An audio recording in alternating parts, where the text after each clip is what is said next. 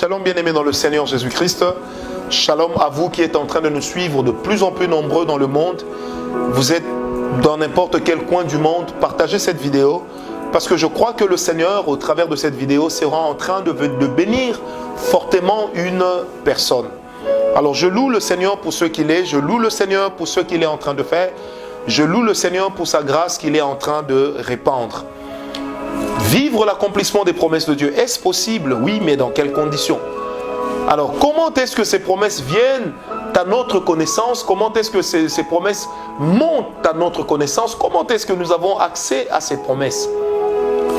Par simplement les défis et les changements de saison que connaissent ou que connaît notre vie. Les défis et les changements de saison que nous connaissons dans la vie. Vous savez, dans la vie de l'homme, il y a des saisons. Dans la vie de l'homme, il y a des défis. Mais retenez que les défis sont un langage par lequel le Seigneur parle à l'homme. Les défis sont un langage par lequel le Seigneur nous promeut à autre chose. Les défis, c'est un langage de promotion. Seules certaines personnes qui comprennent réellement le langage de Dieu vont savoir que quand il commence à se lever de grands défis dans ma vie, c'est que l'Éternel est en train de m'appeler à une autre chose. C'est que l'Éternel est soit en train d'amener les promesses que j'ai reçues à un autre niveau de maturité qui va avec un autre niveau d'accomplissement. Ou encore, derrière ces défis, se cachent en réalité les promesses de Dieu en elles-mêmes. Bien-aimés, il est donc possible de réussir avec Dieu, mais vous devez être un observateur de vos propres vies. On va prendre deux passages bibliques. Le premier, le psaume 84, versets 6 à 9. Psaume 84, versets 6 à 9, la Bible dit: heureux les hommes dont la force est en toi, ils ont dans leur cœur des routes toutes tracées. Et lorsqu'ils traversent la vallée de Baca, ils en font une oasis. Et la pluie d'automne la couvre aussi de bénédictions. Leur vigueur ne cesse de croître. Ils paraîtront devant Dieu à Sion. Amen. Dieu des armées, entends ma prière, prête l'oreille, Dieu de Jacob. Amen. Écoutez, il dit ceci: vous traversez la vallée de Baca, c'est un défi, c'est un temps obscur, votre foi est challengée. Mais le psalmiste ajoute, c'est à Sion que vous allez arriver. Parce que Sion, c'est le stade final, Sion, c'est l'arrivée. Amen. Retenez ceci, la parole de Dieu est claire, la parole de Dieu est merveilleuse. Quand se lèvent des défis dans nos vies, quand se lèvent des combats, quand il y a des changements qui arrivent, les changements annoncent que la saison de notre vie est en train de changer. Les changements annoncent que la saison de notre vie est en train d'être métamorphosée.